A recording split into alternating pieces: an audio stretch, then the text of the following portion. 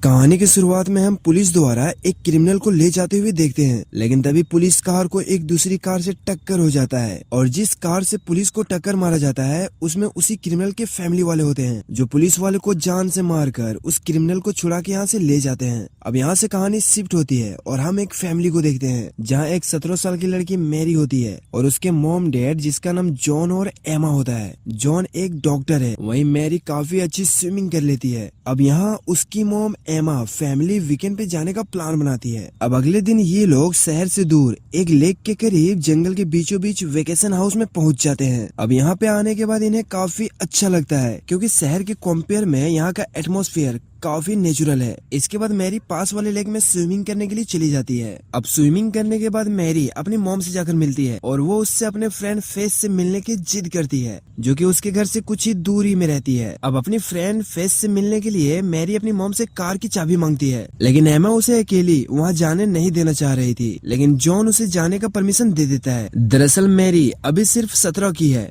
इसीलिए उसकी मॉम उसे अकेला नहीं छोड़ना चाहती। इसके बाद हम मैरी को देखते हैं जो पास के टाउन पहुंचती है और एक स्टोर में जाकर वो अपनी फ्रेंड फेस से मिलती है। अब यहाँ पर ये दोनों बातें करने लगती हैं और वहीं कुछ ही दूर से जस्टिन नाम का एक लड़का इन लोगों को देखने लगता है। अब जस्टिन ने जो भी स्टोर से सामान ली होती है उसका बिल पे करने के लिए काउंटर पर जाता है और वो यहाँ पर फेस से एक सिगरेट मांगता है। अब यहाँ पर फेस उसे एज प्रूफ मांगती है क्योंकि वो किसी टीनेजर लड़के को सिगरेट नहीं दे सकती। यहाँ पर जस्टिन कहता है कि अगर तुम मुझे सिगरेट दोगी तो मैं तुम्हें प्रीमियम ए ग्रेड की टॉप दे सकता हूँ। यहाँ पर वो ये भी कहता है कि मैंने दूर से ही तुम लोगों की बातें सुनी। अब इसके बाद ये तीनों जस्टिन के घर की तरफ जाने लगते हैं। अब जस्टिन के लोकेशन पे पहुँचने के बाद फेस मैरी से कहती है कि तुम यहीं पर रुको, मैं बस 2 मिनट में आ रही हूँ, और इतना कहकर फेस यहाँ से चली जाती है। अब मैरी कार में अकेली बैठी फेस का इंतजार कर रही होती है, लेकिन जब पेस के आने में देरी होती है तो मैरी भी घर के अंदर चली जाती है। अब अंदर जाकर मैरी देखती है जहाँ पर वो दोनों नशा करते हुए काफी इंजॉय कर रहे हैं। अब यहाँ पर पेस मैरी को भी एक कस लगाने के लिए कहती है और फाइनली ये तीनों यहाँ पर इंजॉय करने लगते हैं। यहाँ पर इन दोनों को जस्टिन के बारे में कुछ भी पता नहीं होता है,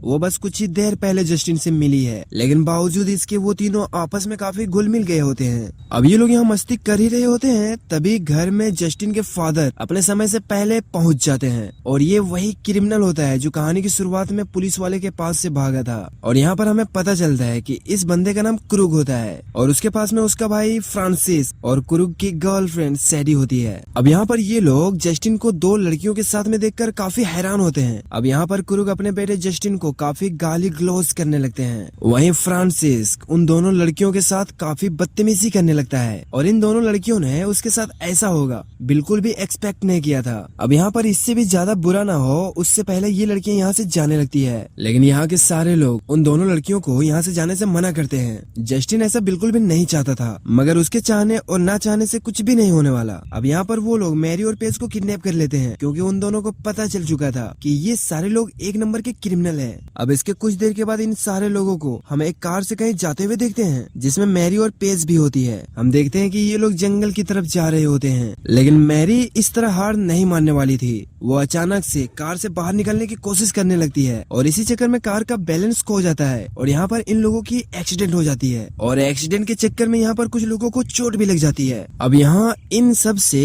क्रूग उन दोनों लड़कियों पर और भी गुस्सा हो जाता है और उन दोनों को यहाँ काफी टॉर्चर करने लगता है। यहाँ पर क्रूग अपने बेटे जस्टिन से कहता है कि अगर तुम्हारे अंदर ज्यादा मर्दानगी आ गई है तो तुम अभी इसी वक्त इन लड़कियों के साथ संभोग करो। और यहाँ पर ये लोग जबरदस्ती ही अपने बेटे को मैरी के साथ फिजिकल होने के लिए कहते हैं, लेकिन जस्टिन मैरी के साथ कुछ भी नहीं करता। अब ये देखकर क्रूग खुद ही मैरी के साथ इंटीमेट होने लगता है। अब यहाँ पर मैरी एकदम से असहाय हो जाती है और वो चाह कर भी कुछ नहीं कर पाती और तभी पेस क्रूग को गंदे नाली का कीड़ा बोल देती है, जिसे सुनकर क्रूग एकदम बावला हो जाता है और वो पेस के पेट में एक चाकू से वार करके उसे वहीं पर जान से मार देता है। और उसी दौरान मैरी उन सभी को चकमा देकर यहाँ से किसी तरफ भाग जाती है और वो सीधा जाकर पास वाले तालाब में कूद जाती है। वहीं क्रूग कुछ ही दूर से मैरी पर काफी सारे गन शॉट फायर करता है और फाइनली गन के आखिरी बुलेट्स मैरी के पीठ पर लग जाती है, जिससे मैरी घायल होकर पानी में ही फ्लोट करने लगती है। अब यहाँ पर ये लोग मैरी को मरा हुआ समझ लेते हैं और सारे लोग यहाँ से चले जाते हैं। वहीं दूसरी तरफ हम मैरी के मॉम डैड को देखते हैं जो अपने घर में मस्त बैठकर डिनर का एंजॉय कर रहे होते हैं। इन दोनों को थोड़ी सी भी भनक नहीं होती कि उनकी बेटी के साथ हुआ क्या है। और तभी इसके घर के दरवाजे पर कोई नॉक करता है और एमा जैसे ही दरवाजा खोलती है तो यहाँ पर वही लोग होते हैं। यहाँ पर वो लोग कहते हैं कि उनकी कार का एक्सीडेंट हो गया है, इसीलिए बस हमें एक कॉल करना है। अब एमा उन लोगों को अपने घर के अंदर बुलाती है और यहाँ पर कुरुक को भी नहीं पता होता है कि ये घर मैरी का ही है और ये दोनों मैरी का मॉम डैड है। यहाँ पर हम देखते हैं कि फ्रांसिस के नाक में फ्रैक्चर हो गया था, इसीलिए वो इन चोट लगे लोगों का इलाज करने लगता है। यहाँ पर जॉन उन लोगों का बहुत अच्छे से देखभाल करता है और क्योंकि बाहर मौसम भी खराब हो जाता है, इसीलिए जॉन उन सभी को अपने गेस्ट हाउस में रुकने के लिए कहता है। वहीं हम जस्टिन को देखते हैं जो काफी डरा हुआ होता है क्योंकि जो उसने आज देखा वो कभी भी नहीं चाहता था। अब जस्टिन जब टॉयलेट करने के लिए जाता है तो वहीं फ्रिज पर उसे मैरी का फोटो लगा हुआ दिखाई देता है और यहाँ पर उसे पता चल जाता है कि ये घर मैरी का ही है। अब यहाँ पर जस्टिन एमा को बताना चाह रहा था कि उसकी बेटी के साथ क्या हुआ है, लेकिन उसके डैड जस्टिन पर नजर रख रहा था कि कहीं जस्टिन कोई गड़बड़ न कर दे। इसके बाद जस्टिन ने मैरी से जो लॉकेट लिया था वो उस लॉकेट को टेबल पर रख देता है जिसे मैरी के मॉम डैड ये देख सके और उन्हें पता चल सके। अब यहाँ से सारे लोग सोने के लिए गेस्ट हाउस में चले जाते हैं और यहाँ पर सिर्फ एमा और जॉन बचते हैं। और तभी इन लोगों को अपने घर के बाहर खट खट की आवाज सुनाई देती है और जैसे ही जॉन बाहर जाता है तो वो देखता है कि वो मैरी है जो अधमरे हालत में किसी तरह बचने की कोशिश कर रही होती है। अब जॉन उसे उठाकर जल्दी से घर के अंदर लाता है। यहाँ पर हम देखते हैं कि मैरी की हालत काफी खराब हो चुकी थी। अब जॉन एक चाकू को गर्म करके उसके पीठ में लगाकर वहाँ से निकल रहे ब्लड को रोकने की कोशिश करता है और फाइनली जॉन को पता चल जाता है कि मैरी के साथ कोई फिजिकल हुआ है। अब एमा पानी लाने के लिए जब किचन में जाती है तो उसे टेबल पर मैरी का लॉकेट मिल जाता है और वहीं कॉफी पीने का कप भी रखा होता है और इस कप से कॉफी जस्टिन ने पिया था।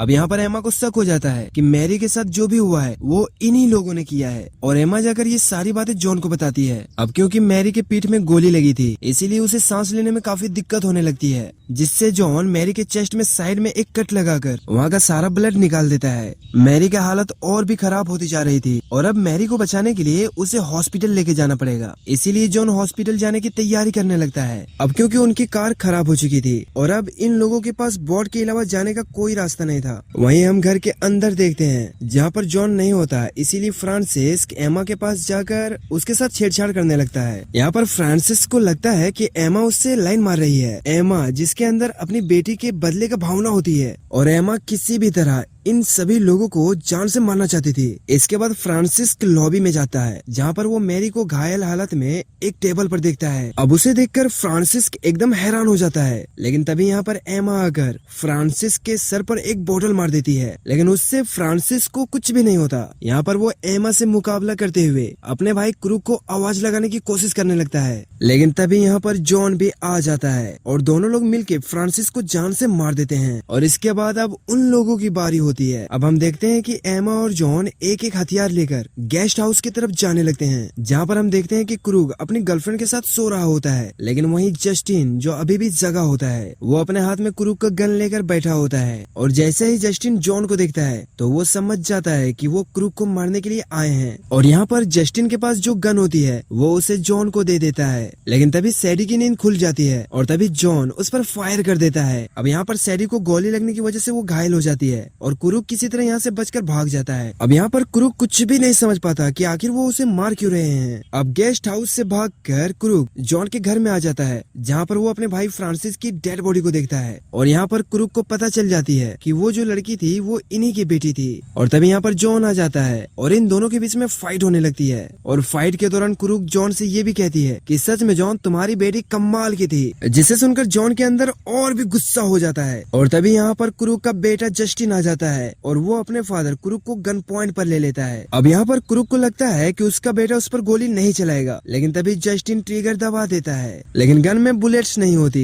जिससे गोली नहीं चलती। और तभी उसके पीछे से जॉन उसके सर पर वार कर देता है और उसे बेहोश कर देता है। इसके बाद ये सारे लोग यहाँ से बोट लेकर निकल जाते हैं और अंत में ये लोग क्रूग को काफी खतरनाक सजा देते हैं। जॉन उसका सर माइक्रोवेव में रख देता है जिससे उसका सर ब्लास्ट हो जाता है और ये कहानी यहीं पे खत्म हो जाती है। गाइस, अगर वीडियो आपको थोड़ी सी भी अच्छी लगी हो तो वीडियो को लाइक करके चैनल को सब्सक्राइब जरूर कर लेना। मिलते हैं कल नई वीडियो के साथ, तब तक बाय।